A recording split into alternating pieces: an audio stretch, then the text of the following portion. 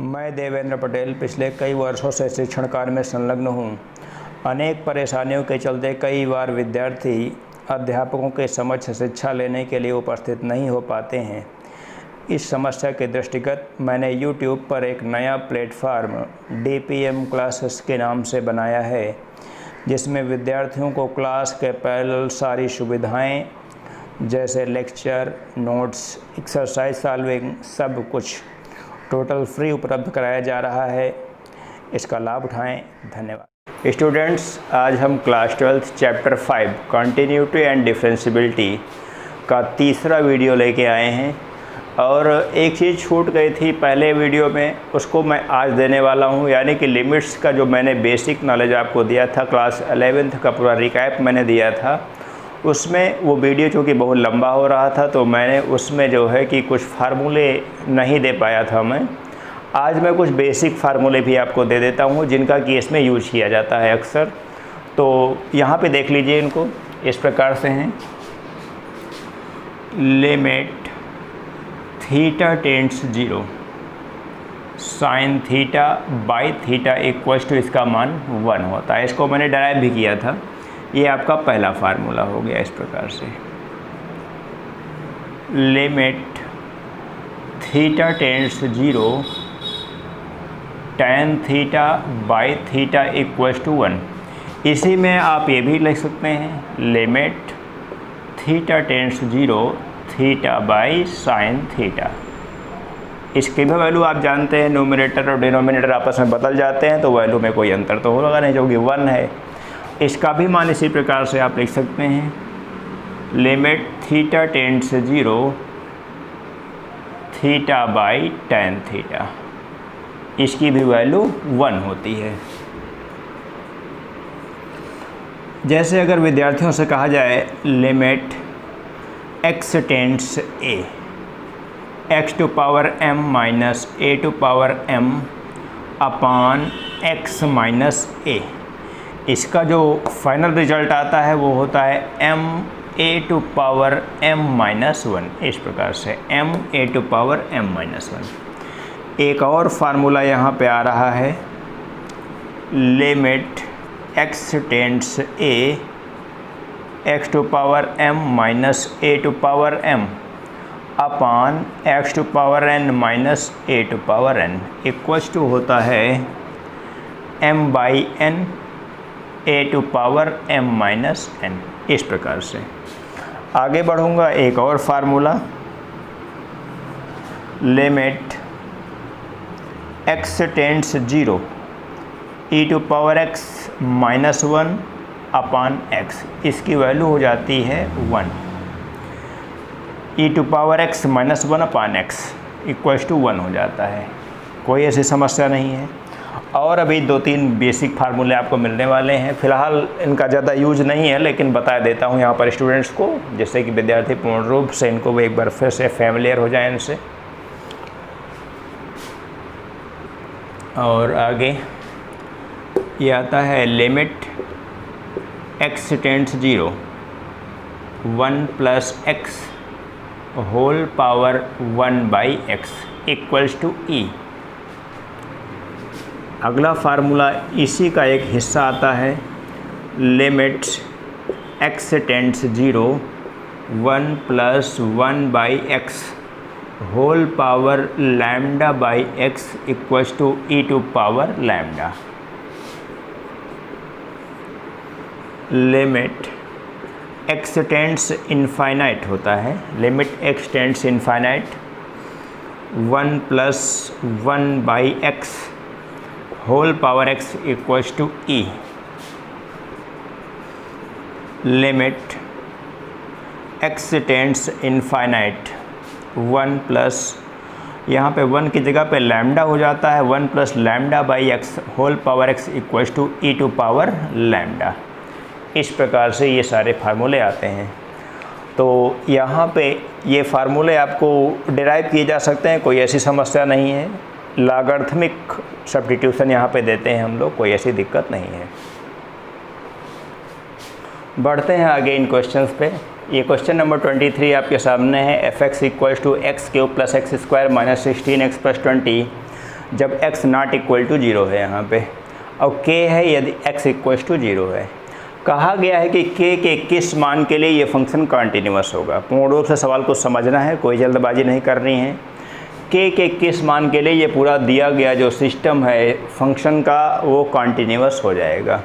तो मैं यहाँ पे बताना चाहता हूँ कि x टेंड्स 0 के लिए अगर इस फंक्शन की लिमिट कैलकुलेट कर लें, थोड़ी सी मिस्टेक है इस सवाल में, अपान में है शायद x माइनस 2 होल स्क्वायर, शायद यही है आपकी बुक का क्वेश्चन है, अपॉन x राइट। तो इस प्रकार से ये क्वेश्चन लिखा गया है। अब यहाँ पे कहा गया है k के किस मान के लिए फंक्शन कॉन्टिन्यूअस है, तो हम सीधे फंक्शन की लिमिट कैलकुलेट कर लेंगे, और अगर फंक्शन के लिमिट का जो भी मान आएगा वही k का मान माना जाएगा। और चाहें तो आप x नॉट यानी कि x इक्वल टू 0 के लिए लेफ्ट हैंड लिमिट निकाल लें या राइट हैंड लिमिट निकाल लें या सीधे लिमिट निकाल लें। मेरा कहने का मतलब यहाँ पे ये है। तो हम सीधे लिमिट निकालना चाहते हैं, left hand limit right hand limit निकालने के लिए हमको एक बार फिर से ऑपरेट करना पड़ता है थोड़ा बहुत कि h टेंड्स 0, ये फिर दुनिया की कहानी लिखनी पड़ती है। तो यहाँ पर इस सब चीज़ों से बचना है और सीधे लिमिट निकालना है। Let a equals to limit x tends 0, क्योंकि 0 पर फंक्शन की पूरी कंडीशंस दी गई हैं, x cube plus x square minus 16x plus 20 अपान x माइनस 2 होल स्क्वायर। आपको बताया गया है कि लिमिट कैलकुलेट करने का जो तरीका है वो यही है कि सबसे पहला काम है कि दिए गए फंक्शन में लिमिट का मान अप्लाई किया जाए। अगर वह कोई इनडिटर्मिनेट फार्म प्राप्त होता है, जो इनडिटर्मिनेट फार्म आपको बताए गए थे 0/0 infinite by infinite 0 to power 0 infinite to power 0, यानी कि 7-8 फार्म जो मैंने बताया था, अगर उनमें से कोई है तब तो वहाँ पर कोई ना कोई एक्स्ट्रा ऑपरेशन करना पड़ता है। यदि या कोई एक रियल क्वांटिटी मिल जाती है तो बिना किसी ऑपरेशन के वही रियल क्वांटिटी उसकी लिमिट वैल्यू कैलकुलेट हो जाती है। तो सबसे पहले यही लिखूँगा, applying the value of limit,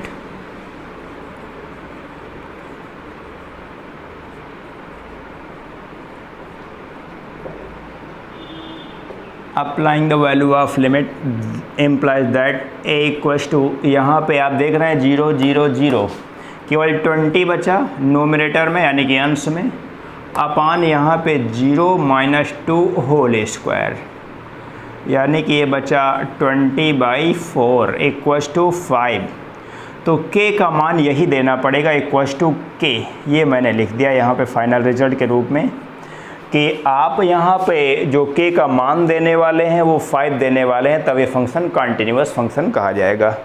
इसको स्टूडेंट्स नोट कर लें। आपके सामने ये क्वेश्चन है, कहा गया है कि f(x) इक्वल टू दिस, तो a और b के मान ज्ञात कीजिए जिससे कि ये फंक्शन कॉन्टिन्यूअस हो जाए। a और b के टर्म्स में यहाँ पे दो कंडीशन दी गई हैं। पहली condition x less than r equal to 3 है। x लेस दैन 3 का मतलब यहाँ पे x इक्वल टू 3 पर लेफ्ट हैंड लिमिट इस फंक्शन के लिए काम करेगी। x इक्वल टू 3 का मतलब f3 की वैल्यू इसी पे काम करेगी। x ग्रेटर दैन 3 का मतलब इस फंक्शन का जो राइट हैंड लिमिट कैलकुलेट किया जाएगा वो इस फंक्शन दूसरे फंक्शन के लिए कैलकुलेट किया जाएगा। दोनों की कंडीशन के अकॉर्डिंग स्टूडेंट्स को इसमें थोड़ी समस्याएं आती हैं कई बार, तो यहाँ पर बार बार मैं सारी बातों को दोहरा रहा हूँ जिससे कि आपको समस्या ना हो। आप अगर एक बार लेक्चर ध्यान से सुन लेंगे तो आपको कभी कोई समस्या होने वाली बात नहीं होगी और पूर्ण रूप से आप इन चीज़ों को समझ सकते हैं। मैं लिखूँगा x इक्वल टू 3 पर लेफ़्ट हैंड लिमिट, सीधे अप्लाई करता हूँ। यहाँ पे जो एक लाइन मैं यहाँ पे लिखता था वो नहीं लिख रहा हूँ क्योंकि एक वीडियो आप देख चुके हैं इसके पहले। LHL equals to limit h tends 0 f3 minus h, यही एक लाइन की भाषा आपको याद रखनी है बस। Equals to limit h tends 0 f3 minus h का मतलब इसी फंक्शन पे तो बता चुका हूँ पहले से ही। तो a x की जगह पे 3 माइनस h प्लस 1, इस प्रकार से हो गया ये। अब यहाँ पर देख रहा हूँ कि applying the value of limit यदि काम करेंगे यानी कि लिमिट की वैल्यू अप्लाई करेंगे तो h की जगह पे 0 रखा जाएगा और 3a प्लस 1 बनेगा ये 3a प्लस 1। आगे बढ़ूँगा और यहाँ पे F3 की वैल्यू कैलकुलेट करेंगे, F3 की value, and F3 equals to, यानी कि F3 के लिए यही फंक्शन काम करेगा हमारे पास। क्या हो जाएगा, x की जगह पे 3 रखेंगे तो 3a + 1 ये भी बन रहा है, 3a + 1 3a + 1 दोनों है, तो यहाँ पे a की वैल्यू कैलकुलेट नहीं की जा सकती है। बहुत अच्छा क्वेश्चन है, मूल रूप से समझने की आवश्यकता है। एंड यहाँ पे RHL निकालेंगे हम लोग, RHL equal to limit h tends 0 F3 + h equals to limit h tends 0। इस फंक्शन में यहाँ पे ग्रेटर देन की कंडीशन होती है, वहाँ पे हम लोग राइट हैंड लिमिट कैलकुलेट करते हैं।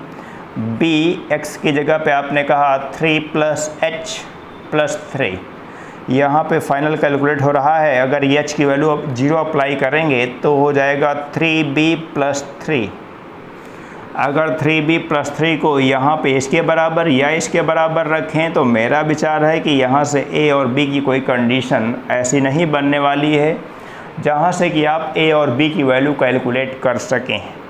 तो यहाँ पे हम केवल यही कहने वाले हैं कि a और b का कोई यूनिक वैल्यू आप कैलकुलेट नहीं कर सकते हैं, लेकिन a और b के मान यहाँ पे कोई ना कोई रियल नंबर्स होंगे। चूँकि फंक्शन जो डिफ़ाइन किया गया है, इस फंक्शन को डिफ़ाइन करने का मतलब ही यही होता है कि यहाँ पर a और b कोई रियल वैल्यूज़ प्राप्त करेंगे। ओके, इसको नोट करें। ये क्वेश्चन नंबर 29 पे हम लोग डिस्कशन करने वाले हैं। यहाँ पे NCERT का प्रश्न ये भी है, कहा गया है x² sin 1/x, ये x नॉट इक्वल टू 0 के लिए कंडीशन दी गई है। x नॉट इक्वल टू 0 का मतलब ये है कि x से 0 से छोटे मान के लिए, यानी x लेस दैन 0 के लिए भी ये कंडीशन काम करेगी, और x ग्रेटर दैन 0 के लिए भी ये कंडीशन काम करेगी। x इक्वल टू 0 के लिए फंक्शन यहाँ पे 0 है। हमसे पूछा गया है कि क्या ये फंक्शन कॉन्टिन्यूअस है, या फिर प्रूफ करना हो सकता है कि ये फंक्शन कॉन्टिन्यूअस है। तो जो कंपटीशन के स्टूडेंट्स हैं वो तो देख के ही बता देते हैं, कोई ऐसी समस्या नहीं होती है। लेकिन जो एकेडमिक के स्टूडेंट हैं, जो पहली बार पढ़ रहे हैं, दूसरी बार पढ़ रहे हैं, उनको यहाँ पे समझने की आवश्यकता है। हम यहाँ पे बात करेंगे left hand limit equals to limit h tends 0 f, चूँकि 0 पे है तो 0 - h, इसी प्रकार से लिखता हूँ, equals to limit h tends 0।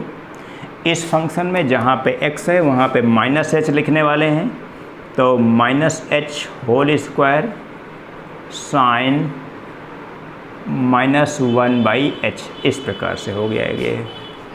अब जानते हैं आप, यहाँ पे तो 0 हो जाएगा, सॉरी यहाँ पे तो नेगेटिव का स्क्वायर है तो पॉजिटिव हो जाएगा, equals to limit h tends 0 h² और साइन -θ की वैल्यू -sin θ, तो माइनस यहाँ पे लगा देते हैं, ये हो जाएगा साइन 1/h। इस प्रकार से मैंने सॉल्व किया है। आप जानते हैं कि इसकी जो वैल्यू है ये यहाँ पे, ये एक बाउंडेड फंक्शन है, यानी कि इसकी वैल्यू -1 से +1 के बीच में ही लाई करेगी, या फिर -1 से +1 तक कहेंगे तो ज़्यादा बेहतर रहेगा।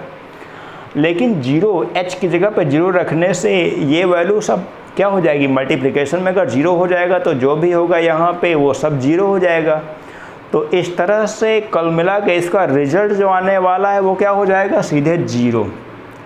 आप पहले के अकॉर्डिंग यहाँ पे लिख लेंगे 0 × -1 से +1 तक की एक राशि। अब यहाँ पे 0 से ये 0 हो गया, 0 पर मैं देख रहा हूँ x इक्वल टू 0 पे फंक्शन पहले से 0 दे रखा है, यानी कि हमारा LHL जो है वो 0 आ गया। इसी प्रकार से विद्यार्थी यहाँ पे कैलकुलेट कर सकते हैं कि RHL की वैल्यू भी 0 होने वाली है, उसमें कोई डाउट तो होता नहीं है। केवल यहाँ पे जो -h था वहाँ पे +h हो जाएगा बस, तब भी तो 0 होगा ये। तो यहाँ पे एक लाइन में लिख लेंगे,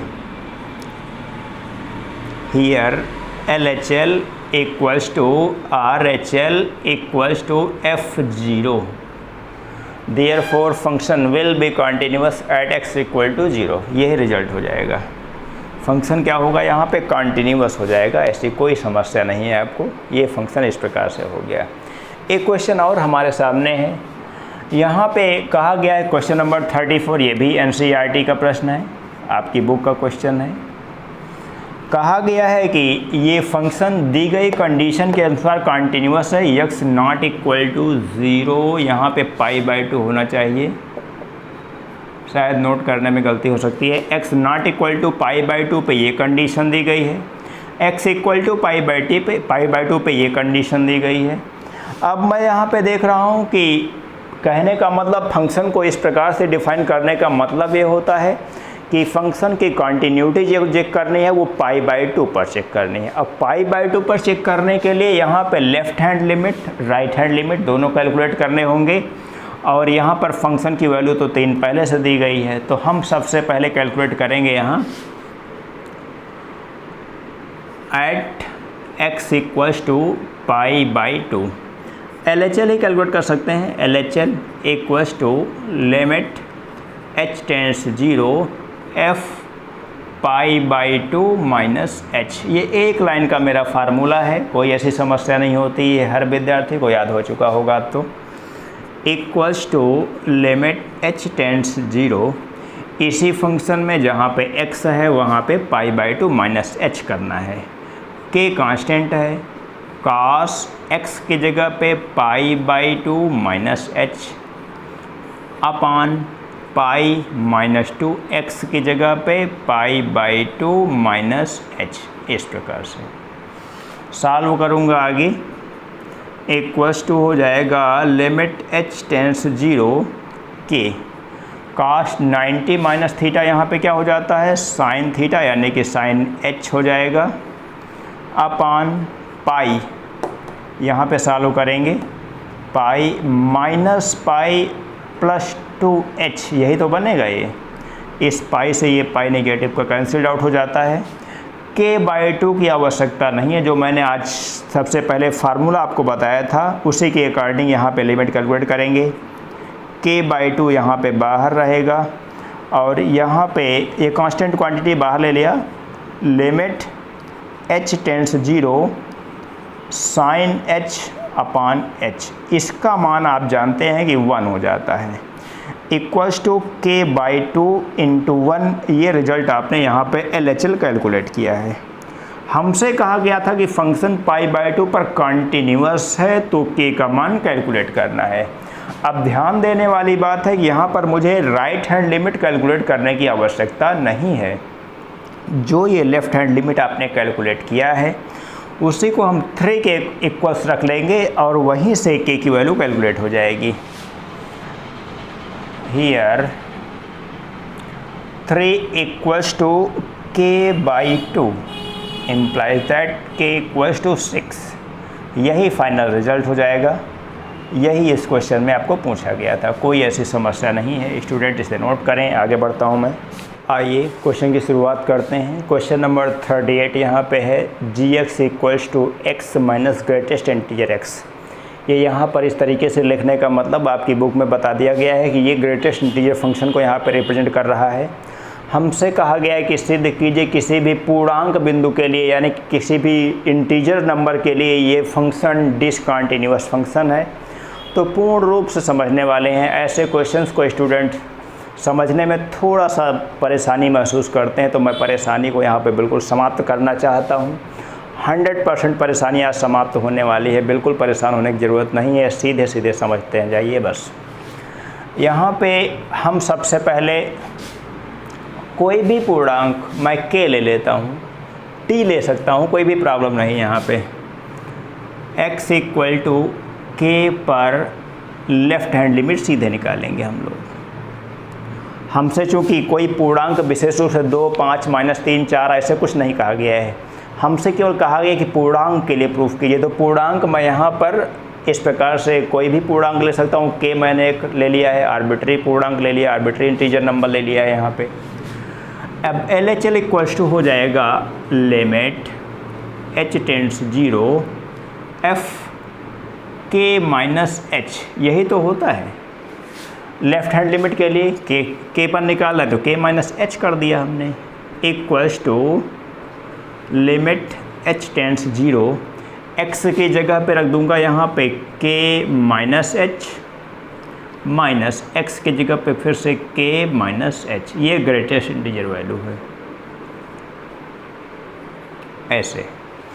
यहाँ पे सबसे पहला काम k माइनस एच की ग्रेटेस्ट इंटीजर वैल्यू क्या होगी। h का मतलब मैंने आपसे बताया था, h का मतलब वेरी वेरी स्मॉल क्वांटिटी, यानी कि यहाँ पर जो h का मान हम लोग जीरो रखते हैं, वास्तव में जीरो तो होता नहीं है, ये तो लगभग जीरो के बराबर होता है। तो यहाँ पर k माइनस एच का जब ग्रेटेस्ट इंटीजर वैल्यू होती है तब वास्तव में ये अपना h ये ओरिजिनल काम तब करता है। ओरिजिनल काम ये तभी करता है जब यहाँ पर ग्रेटेस्ट इंटीजर वैल्यू के रूप में हम लोग इसको डिफाइन करते हैं।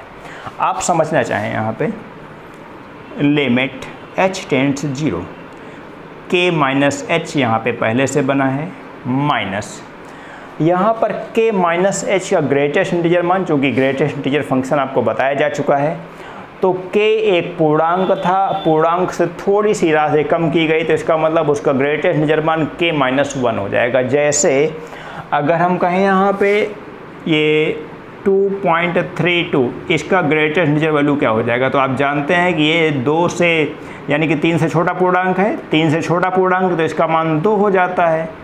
तो इसी तरह से ये k से छोटा पूर्णांक यहाँ पे क्या हो जाएगा, k माइनस 1 हो जाएगा।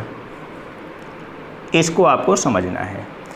k माइनस एच का ग्रेटेस्ट इंटीजर वैल्यू यहाँ पे k माइनस 1 हो जाएगा। ऐसे आगे बढ़ूँगा, इक्वल्स टू, अब यहाँ पे ये सब लिमिट लिखने की आवश्यकता नहीं है। अब यहाँ पे h की वैल्यू लिमिट h टेंड्स 0 है चूँकि, तो h का मान 0 रख दिया जाएगा।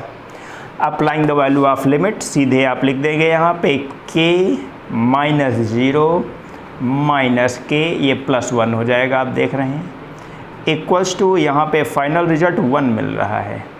आपने देखा कि लेफ्ट हैंड लिमिट आपने क्या कैलकुलेट किया है, 1 कैलकुलेट किया है।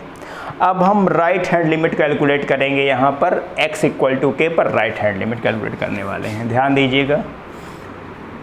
Now right hand limit equals to limit h tends 0 f k plus h, यही तो नियम है। जैसे यहाँ पे k माइनस एच था, यहाँ पे k प्लस एच हो गया, equals to limit h tends 0, इस gx का जो फंक्शन है वहाँ पे x की जगह पे k प्लस एच रखेंगे, तो यानी कि k plus H minus k plus h, यहाँ पे ग्रेटेस्ट इंटीजर फंक्शन को डिफाइन किया गया है। इस प्रकार से हमने लिख लिया है पूरे फंक्शन को, equals to limit h tends 0, k plus h यहाँ पे बना रहेगा। बहुत इत्मीनान से यहाँ पे समझना है कि k प्लस एच का ग्रेटेस्ट इंटीजर वैल्यू यहाँ पे क्या हो सकता है। जैसे मैं अगर आपसे पूछूं कि 2 प्लस 0.00001 इसका ग्रेटेस्ट इंटीजर वैल्यू क्या होगा, तो 2 होगा, आप जानते हैं। तो इसी प्रकार से k प्लस एच यानी कि h एक बहुत छोटी क्वांटिटी है, जुड़ रही है, तो इसका मान k हो जाएगा ग्रेटेस्ट इंटीजर अकॉर्डिंग। यहाँ पे माइनस का k आपने कह दिया है। ऐसे अब यहाँ पर लिमिट की वैल्यू अप्लाई करेंगे तो क्या मिलने वाला है, h की जगह पे 0 हो जाएगा, तो सीधे मिलेगा k minus k equals to 0। आपने देखा कि x इक्वल टू k हमने एक इंटीजर माना है, पूर्णांक माना है। k पर आपने देखा कि लेफ़्ट हैंड लिमिट 1 कैलकुलेट होके आई है और राइट हैंड लिमिट यहाँ पे 0 कैलकुलेट होके आती है। तो इसका मतलब क्या हो गया, इसका मतलब function x equal to k के लिए डिसकंटिन्यूअस है। डिसकंटिन्यूअस का मतलब असंतत, यही हमसे कहा गया था। किसी भी पूर्णांक के लिए ये दिया गया फंक्शन जो है वो डिसकंटिन्यूअस होता है। आपने पूर्ण रूप से प्रूफ कर दिया। यहाँ पे लिख लेंगे एक लाइन ऑफ, यहाँ left hand limit is not equal to right hand limit, अतः दिया गया फलन डिसकंटिन्यूअस है। स्टूडेंट्स इसे नोट कर लें और आगे बढ़ने वाले हैं। क्वेश्चन नंबर 40 है f(x) equal to sine x plus cos x, sine x minus cos x, sine x into cos x. इस प्रकार शायद इसमें 3 पार्ट हैं आपकी बुक में और कहा गया इनके कंटिन्यूटी का परीक्षण कीजिए, यानी कि check the continuity of these functions in real number. वास्तविक संख्याओं के लिए इस फंक्शन की कंटिन्यूटी चेक करनी है। तो मैंने प्लस माइनस एक साथ लिख दिया है, क्योंकि यहाँ पर केवल और केवल कॉन्सेप्ट ही समझना है आपको, बाकी कुछ भी समझने की आवश्यकता नहीं है। आप समझें कि साइन फंक्शन का ग्राफ कैसे होता है। ग्राफ के अकॉर्डिंग बहुत अच्छा समझ में आने वाला है यहाँ पे सब कुछ। और उसके बाद आपको ये समझना है कि अगर दो कॉन्टिन्यूअस फंक्शन है तो उनका एडिशन, उनका सब्ट्रैक्शन, उनका मल्टीप्लिकेशन भी कॉन्टिन्यूअस फंक्शन ही बनता है। जैसे अगर साइन फंक्शन और कास फंक्शन, ये देखिए, ये साइन फंक्शन का ग्राफ आप यही तो जानते हैं, साइन 0 की वैल्यू 0, इस प्रकार से साइन फंक्शन का ग्राफ ऐसे ही आपको बताया जा चुका है। इसी प्रकार से कॉस फंक्शन का ग्राफ भी आपको बताया गया था, कॉस फंक्शन का ग्राफ आपको ऐसे बताया गया है। ग्राफ के बारे में बहुत ज़्यादा डिस्कशन यहाँ पे नहीं करूँगा क्योंकि आपको पहले से बता चुका हूँ, नहीं तो फिर टॉपिक से आप भटक जाएंगे। ये साइन फंक्शन का ग्राफ है, ये कॉस फंक्शन का ग्राफ है। अब अगर आप देखें कि लेफ़्ट साइड से चल के राइट साइड तक जाने पर कहीं भी फंक्शन में कोई ब्रेक नहीं मिलता है, तो इसका मतलब ये जो ग्राफ बनाया गया ये कॉन्टिन्यूअस फंक्शन का ग्राफ है। ये ग्राफ कॉन्टिन्यूअस फंक्शन को रिप्रेजेंट कर रहा है। अगला ग्राफ जो आप देख रहे हैं, इसमें भी अगर आप आगे बढ़ाते जाएंगे ग्राफ को तो ये कभी भी ब्रेक नहीं होगा, यानी कि ये भी क्या होगा, ये भी कॉन्टिन्यूअस फंक्शन का ग्राफ होगा। ये कॉस फलन का ग्राफ है। अब मैंने कहा कि ये थ्योरम्स होती हैं छोटी छोटी कि किन्हीं दो संतत फलनों का योग, अंतर, इनका गुणा हमेशा क्या होता है, कॉन्टिन्यूअस फंक्शन को ही देता है। तो यहाँ पर ये जो फंक्शन लिखे गए हैं, या फिर एक और फंक्शन इसी में एक और पार्ट करके दिया गया है, sign x into cos x, ये भी क्या हो जाएगा, ये भी कॉन्टिन्यूअस फंक्शन को रिप्रेजेंट करेगा। ये क्वेश्चन नंबर 41 की बात करता हूँ। तो यहाँ पे जो भी फंक्शन आपके दिए गए हैं, ये सारे फंक्शन कैसे क्या रिप्रेजेंट करेंगे, कॉन्टिन्यूअस फंक्शन को रिप्रेजेंट करेंगे। इस प्रकार से कोई ऐसी समस्या नहीं है।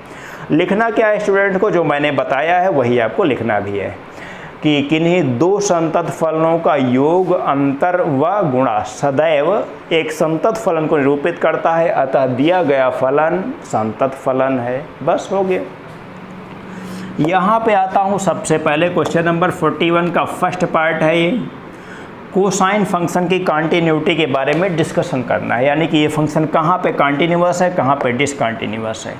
तो कोसाइन फंक्शन यानी कि कास थीटा का ग्राफ आपके सामने है, जो कि पूरे रियल नंबर के लिए यहाँ पे कॉन्टिन्यूअस है। तो यहाँ पर यही बात कहेंगे, कोसाइन फलन सभी वास्तविक संख्याओं के लिए सदैव संतत ग्राफ होता है, यानी कि संतत फलन होता है। ये कोसेकेंड फंक्शन की बात करता हूँ, तो कोसेकेंड फंक्शन का ग्राफ भी आपको बता चुका हूँ, लेकिन यहाँ पर थोड़ा सा समझने वाला है बात। आप जानें कि कॉसेक 0 की वैल्यू क्या होती है, इसके लिए बात कर रहा हूँ। कॉसेक 0 की वैल्यू इनफाइनाइट हो जाती है इस प्रकार से।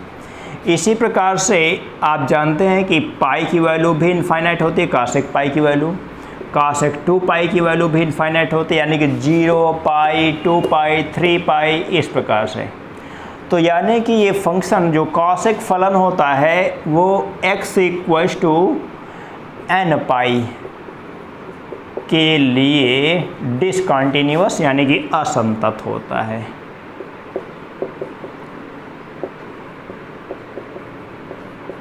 कोई समस्या नहीं है।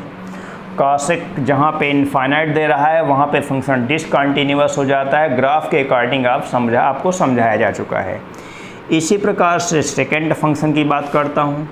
ये सेकेंड फंक्शन भी अगर मैं कहूँ y = सेक थीटा, मैं इसे कंसीडर करता हूँ, तो सेक थीटा जो है यहाँ पे थीटा = आप जानते हैं कि थीटा = π/2, π/2 के लिए सेक फंक्शन क्या वैल्यू देता है, इनफाइनाइट वैल्यू देता है।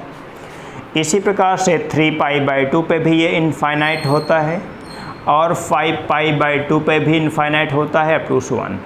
तो यहाँ पर एक नियम बनाते हैं हम लोग, समांतर श्रेणी तो सब लोग पढ़ें, कोई ऐसी समस्या नहीं है। ये हो जाएगा, आप इसको अगर समांतर श्रेणी का n वां पद निकालना जाने तो आप पूर्ण रूप से समझ जाएंगे, क्योंकि कई बार अच्छे स्टूडेंट्स अध्यापक की भाषा में रटते चले जाते हैं और चीज़ों को समझ नहीं पाते हैं। तो यहाँ पर आप देखें कि π/2 हम कॉमन ले सकते हैं, 1, 3, 5 इस प्रकार से एक सीरीज मिल रही है हमको।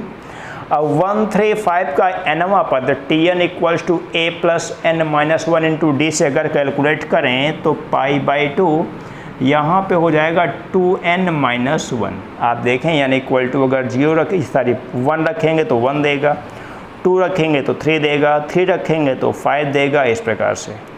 तो ये यहाँ पे n इक्वल टू ये सेकेंड फंक्शन की बात कर रहा था मैं।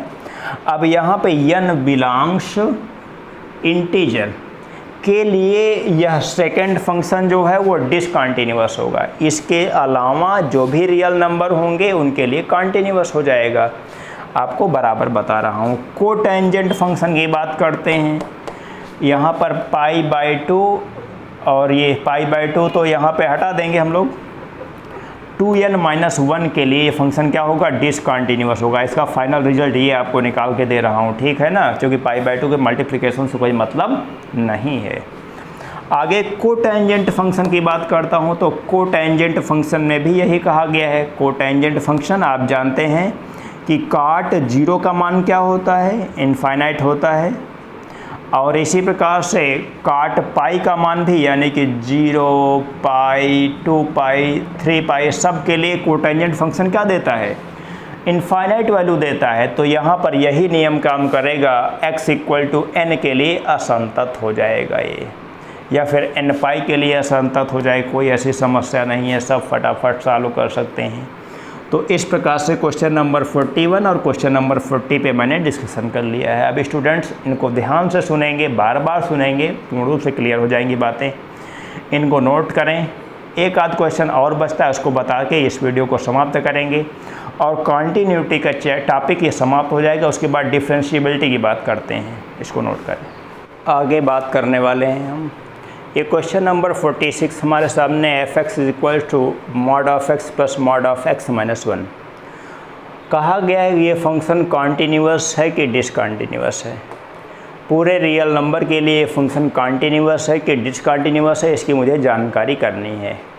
तो मैं यहाँ पे बताना चाहूँगा कि दो कॉन्टीन्यूअस फंक्शन का एडिशन, सब्ट्रैक्शन और मल्टीप्लिकेशन हमेशा क्या होता है, कॉन्टीन्यूअस फंक्शन होता है। तो ये बहुत ही शॉर्ट टेक्निक भी आपको मिल सकती है कि भाई मॉडुलस फंक्शन कैसे ब्रेक होता है। आप जानते हैं मॉडुलस फंक्शन का ग्राफ किस प्रकार से इस प्रकार से बनता है। जैसे मॉड ऑफ x का ग्राफ मैंने आपको बता रखा है, ये इस प्रकार से बनता है मॉड ऑफ x का ग्राफ।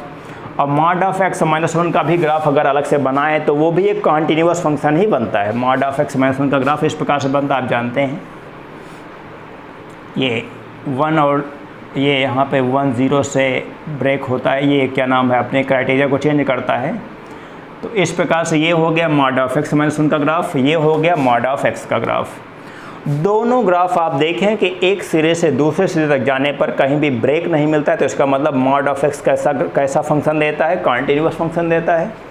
ये भी कैसा फंक्शन दे रहा है, कॉन्टीन्यूअस फंक्शन दे रहा है। तो दो कॉन्टीन्यूअस फलनों का जो एडिशन, सब्ट्रैक्शन और मल्टीप्लिकेशन है, मैं फिर से बता रहा हूँ कि ये कॉन्टीन्यूअस फंक्शन होते हैं। तो आपको यही बात लिखनी है कि दो अलग अलग संतत फलनों का योग हमेशा एक संतत फलन देता है, अतः दिया गया फलन f(x) संतत फलन है। आगे बात करूँगा क्वेश्चन नंबर 44 की। ये मॉड ऑफ cos x कहा गया है कि बताइए कि ये फंक्शन कॉन्टीन्यूअस है कि डिसकंटिन्यूअस है। तो छोटी सी बात यहाँ पे करने वाला हूँ। Let f(x) equals to cos x and gx equals to mod of x। gx मैंने मॉड ऑफ x लिखा है और f(x) मैंने cos x लिखा है। अगर मैं आपसे कहूँ कि g ऑफ f क्या होगा, g ऑफ f क्या होगा, तो g ऑफ f का मतलब g के फलन में f का फलन रखा जाए, यानी कि g ऑफ f की जगह पे हो जाएगा ये cos x। अब g का फलन का मतलब मॉड ऑफ cos x, यानी कि पूरे फंक्शन में जहाँ पे फंक्शन होगा वहाँ पे मॉडुलस काम करेगा, यानी कि ये क्या हो जाएगा, ऐसे हो जाएगा ये। आप जानते हैं कि दो कॉन्टीन्यूअस फंक्शंस का जो कंपोजिशन होता है, g ऑफ f क्या रिप्रेजेंट करता है, ये g और f का कंपोजिशन रिप्रेजेंट कर रहा है यहाँ पे। आप जानते हैं f(x) equal to cos x ये कॉन्टीन्यूअस फंक्शन है, gx equal to mod of x ये भी कॉन्टीन्यूअस फंक्शन है। तो इनका जो कंपोजिशन यहाँ पे बनाया गया है ये भी हमेशा क्या होता है, ये कॉन्टीन्यूअस फंक्शन होता है। तो इसी प्रकार से लिखने वाले हैं कि अतः मॉड ऑफ cos x भी क्या होता है, एक कॉन्टीन्यूअस फंक्शन होता है। आगे बढ़ूँगा, ये साइन मॉड ऑफ x कैसे लिखा हुआ है, साइन मॉड ऑफ x, इसका भी ये भी एक कंपोजिशन फंक्शन है। तो यहाँ पे भी कह देंगे, जैसे उसको हमने सॉल्व किया, स्टूडेंट इसको भी सॉल्व कर सकते हैं। ये भी फंक्शन f(x) और g(x) का कंपोजिशन है। तो आप जानते हैं कि sin x यहाँ पे कॉन्टीन्यूअस होता है, मॉड x कॉन्टीन्यूअस होता है, तो sin मॉड x भी कॉन्टीन्यूअस फंक्शन होगा। ये सभी प्रश्न NCERT के प्रश्न हैं, यानी कि मोस्ट इम्पॉर्टेंट क्वेश्चन है। ये सभी क्वेश्चंस जो हैं वो NCERT के क्वेश्चन हैं। तो इन सब को बहुत अच्छी तरीके से आपको सीखना है। इस टॉपिक को मैं यहीं पर समाप्त करूंगा और आगे के वीडियो में हम आपको शुरुआत करेंगे डिफरेंशिएबिलिटी की, डिफरेंशिएशन की। और डिफरेंशिएशन शुरुआत करूंगा तो मैं क्लास 11th के बेसिक कॉन्सेप्ट को बताते हुए ही आगे बढ़ूंगा। अन्यथा क्लास 12th का जो आपका डिफरेंशिएशन की शुरुआत होती है वहाँ पर केवल और केवल क्वेश्चन से ही शुरुआत होती है। लेकिन मैं यहाँ पर पहले बेसिक कॉन्सेप्ट बताऊँगा, उसके संबंधित जो है कि बेसिक फार्मूले बताऊँगा, कुछ डेरिवेशन बताऊँगा, तब मैं आगे बढ़ूँगा। Okay, thank you.